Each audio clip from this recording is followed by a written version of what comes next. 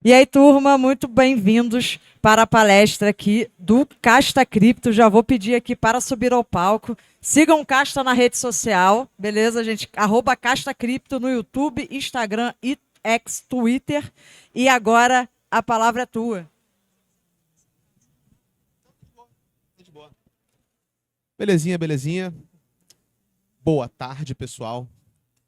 É um tema, é um tema complexo. Sistemas financeiros com tecnologia Web3.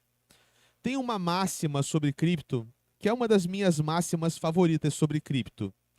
Cripto é tudo aquilo que você não entende sobre dinheiro, misturado com tudo aquilo que você não entende sobre os computadores. Então é uma grande sopa de coisas que você não entende. As bases da revolução cripto ou as bases do mercado cripto, de tudo que a gente está fazendo nesse universo de blockchain, Bitcoin, Ethereum, são duas grandes bases. Uma base econômica, ok? E uma base tecnológica. Cripto é a junção do mercado de economia com o mercado de tecnologia. Tem alusões a isso quando a gente fala do início da computação. Alguém sabe quando foi que começou a computação? Em que ano que a gente teve o começo da revolução da computação, dos computadores digitais? Foi no final da Segunda Guerra Mundial, ok? Já viram um filme? É um filmaço, tá? Chamado Jogo da Imitação. Tá no Netflix. Esse filme, O Jogo da Imitação, ele é a história do Alan Turing, ok? Que era um cientista e ele construiu uma máquina chamada máquina de Turing. E a máquina de Turing é o protótipo de toda a computação moderna. Até hoje você pega tipo um computador Pentium Core i9 com não sei quantos GB de RAM, uma placa gráfica 3D do caraca, não sei o quê. Aquilo ainda é apenas uma reinterpretação mais moderna do conceito básico de uma máquina de Turing. E o conceito de uma máquina de Turing é o conceito de uma máquina que pode fazer qualquer coisa que ela seja programada para fazer. É uma calculadora genérica. Todos os computadores são isso, tá? Computadores são supercalculadoras, que você explica para ela a conta que ela tem que fazer e o resultado dessa conta é alguma coisa que te interessa. No caso da máquina de Turing, ela foi inventada para quebrar a criptografia do eixo nazista no final da Segunda Guerra Mundial. Os aliados conseguiam interceptar as mensagens do eixo, mas eles não conseguiam interpretar as mensagens porque as mensagens eram criptografadas. E a criptografia do eixo era tão sofisticada que não tinha como linguistas quebrarem aquela criptografia. A única maneira de quebrar aquela criptografia era inventar um pré-computador para aquele pré-computador conseguir processar e quebrar aquela criptografia. Mas desde Alan Turing e o final da Segunda Guerra Mundial, Alan Turing é o pai da computação, a gente evoluiu para o mundo dos computadores, a gente evoluiu para esse mundo digital. Mas, Casta, por que você está falando sobre isso, né? Tipo, caraca, que era Web3, era Bitcoin, que a gente está falando de Segunda Guerra, Alan Turing, o pai da computação? Porque tudo ainda é um desdobramento da mesma primitiva básica. Nós estamos automatizando as coisas. O que foi a Revolução Industrial, se não a automatização do artesanato, né? Antes, quem fabricavam os móveis eram artesãos, eram marceneiros, eram pessoas que mexiam com pedra, com granito, com algum tipo de material. Aí a gente vem com a ideia da Revolução Industrial, com a mecanização da manufatura, as linhas de produção, o Fordismo, e nós automatizamos uma arte, né, um ofício que era exclusivamente humano. Quando a gente fala de IA, a gente acabou de ter uma palestra de IA, né? Quando a gente fala de programação, de dinheiro programável em cripto, a gente fala de uma coisa muito parecida como essa. Quantas tarefas não eram feitas, por exemplo, com os seres humanos no mundo da contabilidade? Quantos negócios não tinham que ter o seu fechamento de caixa feito à mão? Uma pessoa, um contador, uma calculadora, uma tabela, e o cara literalmente olhava linha por linha do que entrou, do que saiu, digitava na calculadora e fazia um fechamento de caixa. Isso era um ofício. Né? Ser o contador de uma empresa poderia ser fazer manualmente o fechamento de caixa daquela empresa por todos os dias, o ano inteiro, 24/7, né? Um trabalho insano. E hoje em dia você tem sistemas para isso, as informações passam no sistema e o fechamento do caixa é automaticamente consolidado. Você só vai verificar um a um se tiver um problema, se tiver alguma irregularidade, você vai auditar, alguma coisa do tipo. Então nós temos uma tendência natural, nós como seres humanos, né? Nós gostamos de eficiência. Nós queremos que tarefas repetitivas sejam cada vez mais eficientes, cada vez mais rápidas, cada vez mais econômicas. E uma das receitas infalíveis para se obter eficiência econômica é automatizar. É deixar o ser humano de lado e colocar um computador para fazer aquela mesma coisa de forma automática. E enquanto a tecnologia evolui, nós conseguimos cada vez mais colocar coisas que seriam feitas manualmente por seres humanos sob a responsabilidade de máquinas que automatizam aquele ofício. E isso realmente chega no seu extremo quando a gente começa a falar de Web3, de cripto e de IA. Porque as bases tecnológicas é um tripé revolucionário, tá? Blockchain, inteligência artificial e robótica, internet das coisas, né? Essas três deep techs consolidadas juntas, elas estão preparando uma nova revolução industrial. Só que não é uma revolução industrial da manufatura de um móvel, de fabricar uma cama, uma cadeira, um carro. A gente está falando de uma era da automação de processos financeiros, econômicos e criativos. Automatizar processos que envolvem criatividade, que envolvem pensamento, que envolvem a nossa própria capacidade de abstração, que é uma coisa que nós considerávamos que era uma exclusividade nossa, né? A gente pode até automatizar uma cadeira, mas a gente nunca vai automatizar a criação de uma arte. Ops, já automatizamos, né? É claro que não no nível de excelência, né? Não se automatiza a excelência. Um artesão excelente, primoroso, ele é um artesão nos dias de hoje. E ele vai fazer um móvel de madeira super trabalhado, rico em detalhes, e aquele negócio vai valer uma fortuna. Esse cara continua tendo o seu lugar. Mas a fabricação de uma cadeira razoável, com uma matéria-prima razoável e uma qualidade final razoável, isso nós fazemos em massa. E para isso nós dispensamos seres humanos. Vamos agora, finalmente, feito todo esse parênteses, falar um pouco de sistema financeiro com tecnologia Web3. Nós gostamos de dinheiro. Vai. Todos nós, vai. Todo mundo gosta de dinheiro, né, cara? Não tem quem não goste de dinheiro. Ainda mais quando o dinheiro está no seu bolso. O dinheiro no bolso dos outros talvez você não goste tanto, mas quando ele para no seu bolso, aí você gosta dele. Porque ele permite que você faça coisas na economia. E eu pergunto para vocês, o que é o dinheiro, cara? Né, a gente usa dinheiro o dia inteiro, a gente corre atrás do dinheiro, nós devotamos, às vezes, 40, 50 anos de trabalho da nossa vida para poder, no final, se aposentar e ter uma fonte de dinheiro que não provém do seu trabalho, ou você junta. Nós fazemos as coisas por dinheiro. E nós não sabemos responder essa pergunta fundamental. O que é o dinheiro? Você fala, tudo bem, o dinheiro é a cédula, é o papel. Mas e o dinheiro que está no banco? Ele não é cédula, né? Então o dinheiro é, sei lá, ele é a maneira como a gente paga as coisas. Sim, mas ele também é a maneira como a gente mede as coisas, né? O dinheiro, gente, ele é, eu vou colocar para vocês de alguma forma. Tem um escritor, esse escritor é fantástico, tá? Esse cara é um economista, filósofo. Ele recentemente foi até condecorado como cavaleiro pelo rei Charles. Ele é um Sir, né?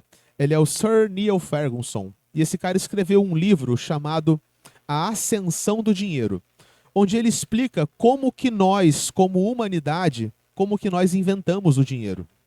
Aí vai fazer aquela narrativa, no começo tinha o escambo, né? Os seres humanos pré-históricos, eles trocavam maçã por peixe, ferramenta por carne, né? Tipo, uma coisa bem esdrúxula. E a gente entra na era do dinheiro commodity. A primeira forma de dinheiro que a gente viu era o dinheiro commodity. Sabe o que era isso? Era quando o dinheiro era coisa como sal. salário, né? Salário vem de sal, né? Os soldados romanos eram pagos em sal. Sal era uma unidade contábil e um meio de pagamento e uma reserva de valor. Esses são os critérios de um dinheiro. O dinheiro, ele é o resgate de um poder de compra. Eu fiz alguma coisa, eu quero comer. O cara não vai me dar comida, ele me dá o sal. Porque com aquele sal eu posso ir em algum lugar e trocar aquele sal por comida. Então o sal é o meio de pagamento. Só que se eu guardo sal em casa hoje e amanhã eu uso o sal para comprar um peixe, enquanto o tempo passou, o valor que me foi confiado foi preservado naquele sal. Então ele é uma reserva de valor. Ele preserva o valor ao longo do tempo. E ele também é a unidade de conta, porque eu sei quantos gramas de sal pagam 2 peixes. Eu combinei com o meu empregador o quanto que o meu trabalho vale em termos de sal, de gramas de sal.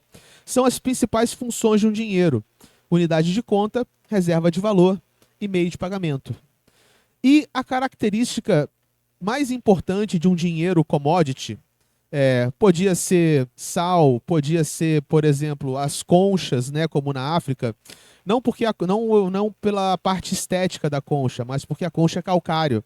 Né? Calcário tem aplicações na construção, calcário tem aplicações medicinais, o sal tem aplicação medicinal. O sal você pode comer. Tem outros tipos, tá? Grãos, por exemplo, poderiam ser usados como dinheiro commodity, porque no final das contas, o dinheiro commodity, se o mercado não aceita aquele dinheiro, você usa o dinheiro. Então, se o seu dinheiro commodity pode ser usado para comer, no pior dos casos, você come o seu dinheiro. Então, você se alimenta. Ou o seu dinheiro é material de construção para um abrigo. Mas aquele dinheiro possui um valor intrínseco e justifica-se ele ser um meio de pagamento, ele ser uma unidade de conta, ele ser uma reserva de valor. Porque no pior dos casos, se você se vê sem um mercado e com aquele dinheiro na mão, você vai usar aquele dinheiro para alguma finalidade útil, envolvida na sua sobrevivência. Abrigo, alimentação, ou você curar uma ferida, tratar uma doença, alguma coisa que seja. Só que aí uma parada acontece. A gente entra na era do ouro. E o dinheiro commodity começa a dar lugar para os metais preciosos, moedas de ouro, moedas de prata. Por quê? Porque, cara, o dinheiro commodity, ele é muito legal, só que ele é difícil de se preservar. Se eu falo para você que o sal tem que preservar o seu valor ao longo do tempo e dá uma chuva danada e sua casa inunda, aquele sal vai estragar. A água vai destruir aquele sal. Se eu tenho, por exemplo, um dinheiro commodity que é um alimento, ele pode ser perecível, com o tempo ele apodrece. Então, quando os seres humanos começam a usar moedas, eles começam a abrir mão da ideia de usar o dinheiro em favor de que o dinheiro seja melhor manipulável na economia. Cara, o ouro não apodrece. Você pode derreter o ouro, fazer moedinhas, fazer barrinhas. É fácil, relativamente fácil para a tecnologia da época, verificar se o negócio realmente era ouro, se não era uma falsificação. Você poderia pegar o ouro e cunhar um emblema do rei ou do senhor feudal para dar para aquela moeda uma natureza oficial, de curso legal. Se alguém passa com uma moeda de ouro por uma estrada oficial, o cara pode ir lá e dar um peteleco na moeda, tirar uma cunha da moeda, que é o imposto. Era assim que funcionava o imposto. Você pegava a moeda do cara e tirava um talinho, né? Tirava uma mordidinha. Então as moedas iam ficando mordidas, né, ao longo do tempo, cheias de boquinhas. Assim, uma moeda inteira era diferente. E a gente fala, legal, o dinheiro deixa de ter caráter utilitário. E até hoje, o ouro é uma reserva de valor, né? Cara, em tempos de guerra, principalmente, eu não sei se vocês acompanham, mas o ouro, desde o começo do ano, ganhou mais valor em relação à nossa moeda que o próprio dólar. Fala, nossa, comprei dólar, fiz um excelente negócio no começo do ano, porque comprei dólar. Se você comprou ouro, você fez um negócio melhor. Porque, muito embora o dólar tenha batido o real desde o começo do ano, e desde o agravamento geopolítico e macroeconômico, o dólar está batendo o ouro, por exemplo. Tá?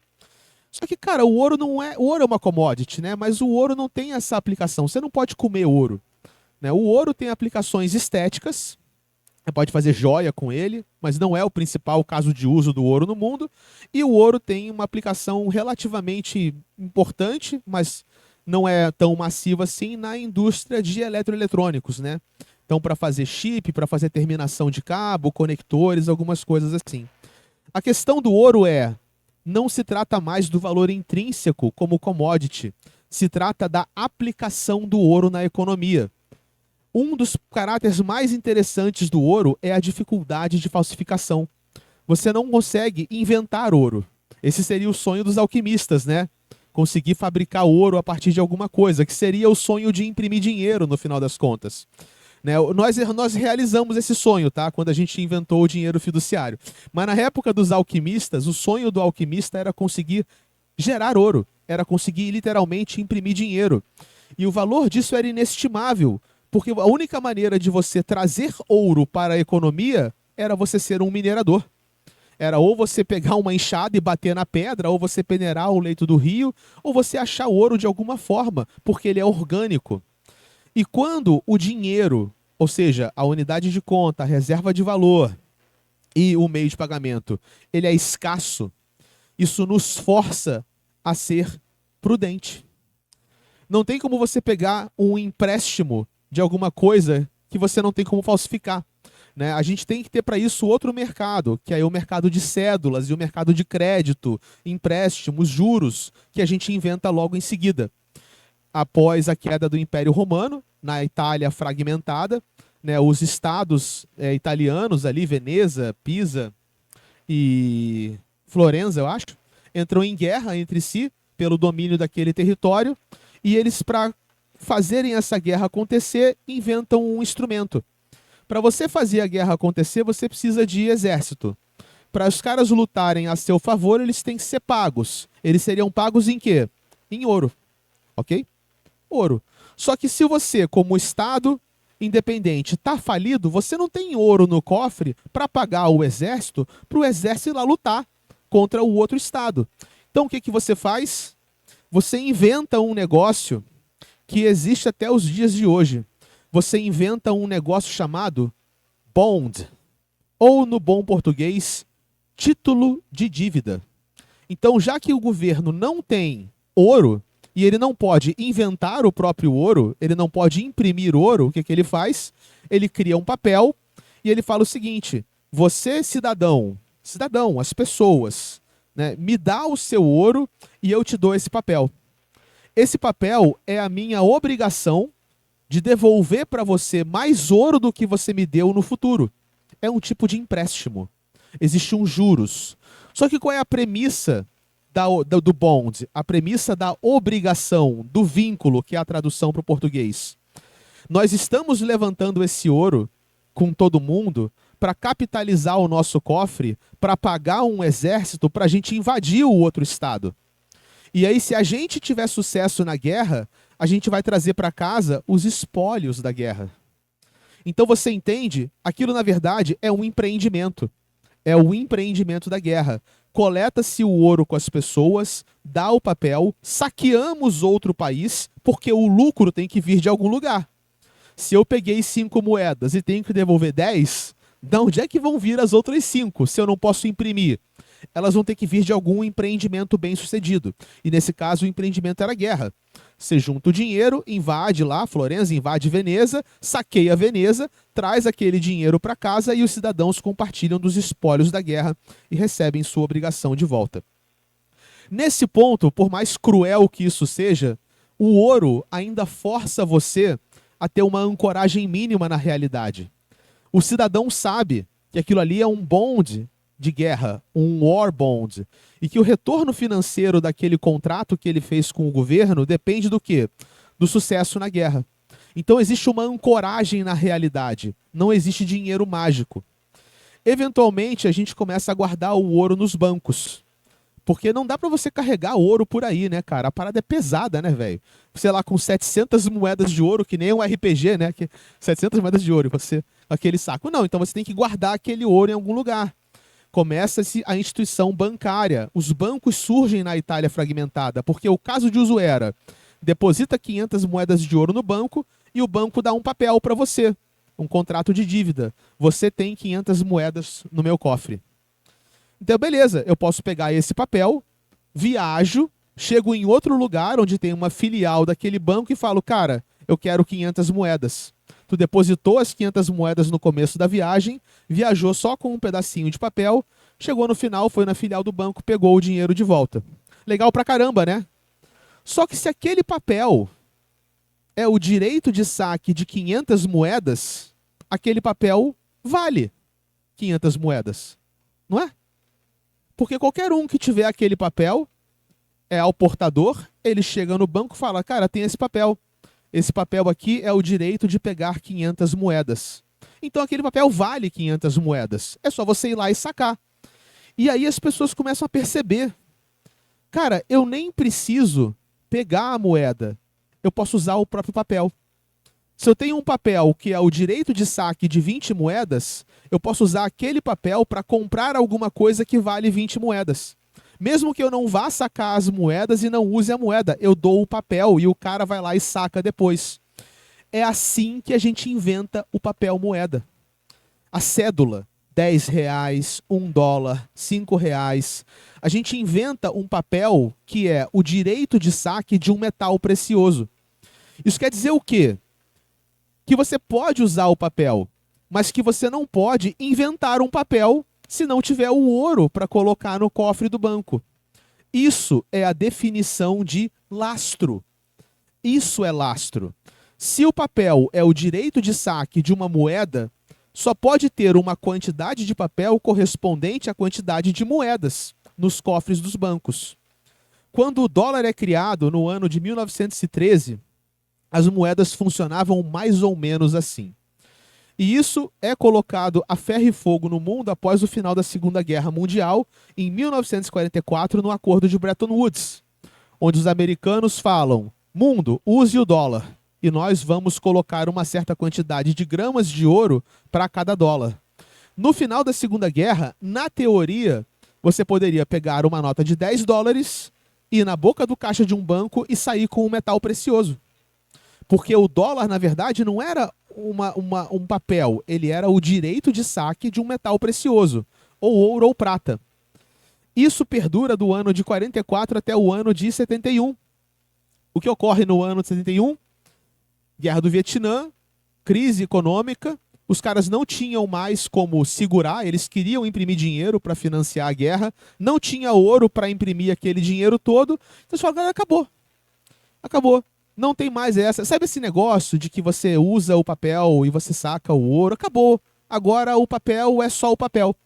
E aí, o que segura o papel? Nada. Segura... Não, nada. O papel é o papel. Se você quiser, ele vale. Se você não quiser, ele não vale. A gente tira toda essa história, vocês entenderam? Toda essa evolução histórica, desde o escambo. A gente joga tudo isso fora no ano de 1971. E o dinheiro vira uma tecnologia do arranjo Estado-Banco Central, Governo-Banco Central, onde nós imprimimos uma promessa. E nós podemos imprimir essa promessa à vontade. Quanto que vale R$1? R$1 vale R$1. Ele vale, na verdade, o quanto nós acreditamos que ele valha. A era do dinheiro fiduciário, que vem do latim fiat, que significa literalmente aquilo que é porque é, ou aquilo que é porque nós acreditamos que aquilo seja. Dinheiro hoje nada mais é do que um ato de fé. É muito louco, né, que capitalismo termina com ismo, né? Do mesmo jeito que cristianismo, judaísmo, islamismo. Porque capitalismo é uma religião, né? Nós adoramos uma abstração matemática que só tem valor porque nós mesmos acreditamos que ela tem valor. E porque a igreja, né, constituída por um acordo entre o Estado e o Banco Central, cobram o seu dízimo na forma de imposto na própria moeda mágica que eles inventaram. Então nós acreditamos que ela tem valor e nós precisamos que ela exista porque nós somos obrigados a pagar impostos nela. Mas no fundo é tudo um grande malabarismo numérico que não tem qualquer ancoragem na realidade, em qualquer senso. Por que isso é complicado de forma tecnológica? Por que tecnologicamente isso é complicado? Porque uma vez que governos podem imprimir dinheiro à vontade, essa se torna a maneira mais fácil de resolver todo e qualquer problema. Nossa, tivemos um problema. Crise imobiliária 2008. O que a gente faz? Sei lá, imprime dinheiro até resolver. Aí a gente imprime 3,5 trilhões de dólares. Crise, pandemia, Covid 2019. Caramba, nossa, que pauleira, a gente tem que resolver esse problema. Como é que a gente resolve? Imprime dinheiro e resolve esse problema. 5,5 trilhões de dólares impressos em 1 ano e meio. E o resultado de imprimir dinheiro infinitamente é que no final você paga um preço. Qual que é o preço? Entre outros, tá? Eu vou ser bem didático, mas você paga o preço da inflação. É por isso que a classe média está morrendo, é por isso que tudo sobe, é por isso que a economia está numa espiral de descontrole, e é por isso que por mais que você batalhe na sua vida, o seu dinheiro vale cada vez menos. Porque você nunca vai conseguir imprimir dinheiro na sua carteira no mesmo ritmo que o Banco Central imprime dinheiro dentro de casa. Cada vez mais vai existir mais dinheiro na economia. E o seu poder de compra é eternamente diluído em função da economia inteira. E essa conta nunca fecha. Especialmente se você considera o seguinte: nós estamos imprimindo dinheiro infinitamente num mundo de recursos naturais finitos, brother. Isso é insano. Nós não temos energia solar infinita. Meios de capturá-la, pelo menos. Não temos capacidade infinita de capturar energia eólica. Não temos combustível fóssil infinito. Não temos fosfato para fazer o adubo das nossas plantações infinitamente. Não temos recursos infinitos, capacidade infinita. Nosso mundo é um mundo de recursos finitos, limitados. E se nossa representação econômica é em cima de números mágicos que crescem para sempre, então a gente tem uma baita de uma dissonância cognitiva. A gente tem uma representação econômica que é dissonante com a própria realidade do nosso mundo. E você considera que economia é o quê? A ciência da escassez. Né? E hoje a ciência da escassez é voltada na arte de imprimir dinheiro infinitamente e diluir a população em função do Estado, Banco Central, para resolver problemas que não são resolvidos por um bom arranjo político. Isso é um problema sério. E isso é uma grande parte da resposta do caos que a gente está vivendo hoje e dos desarranjos na ordem global macroeconômica, na ordem global geopolítica. Quanto tempo eu tenho? Oi? Eu sempre pergunto quando falta 20 minutos, né? Que louco. É porque 40 minutos é o tempo que eu levo para introduzir o assunto, porque isso foi a introdução, tá? Agora a gente vai falar de cripto, entendeu? Agora a gente vai falar de cripto. Então, se eu até agora expus para vocês que a maneira como nós temos o nosso sistema financeiro hoje, a maneira como as finanças funcionam, é uma tecnologia insustentável e uma tecnologia que está provocando sofrimento e agravando as condições humanas, então a gente tem que ter uma resposta tecnológica. Temos que ter uma tecnologia melhor. Tecnologia, cara, não é só celular, computador, foguete. Sabe o significado da palavra tecnologia? Né? Uma logia é um estudo. Tá? Qualquer logia é um estudo. Tecnologia é o estudo das técnicas. Tecnologia, o estudo das técnicas. Qualquer coisa que envolve um processo, uma técnica, um método, qualquer coisa que é formalizada numa sequência de passos, pode ser entendida de forma tecnológica. Nesse sentido, cara, dinheiro é uma tecnologia. Dinheiro é uma técnica, um método, um processo para que nós organizemos nossa força de trabalho e conversemos e negociemos entre nós bens, produtos, serviços e labor. Então, como tecnologia, cripto tem alternativas. Como tecnologia, cripto propõe maneiras diferentes de se entender o dinheiro. E a gente pode começar falando, por exemplo, do Bitcoin. Né? Agora a gente pode falar de Bitcoin, entendeu? O problema de quando a gente vai falar de Bitcoin num mundo ou até num evento que não é um evento de cripto, né? É um evento de outras coisas, e a gente acaba falando com pessoas que talvez não sejam de cripto, é que a gente já começa falando oi.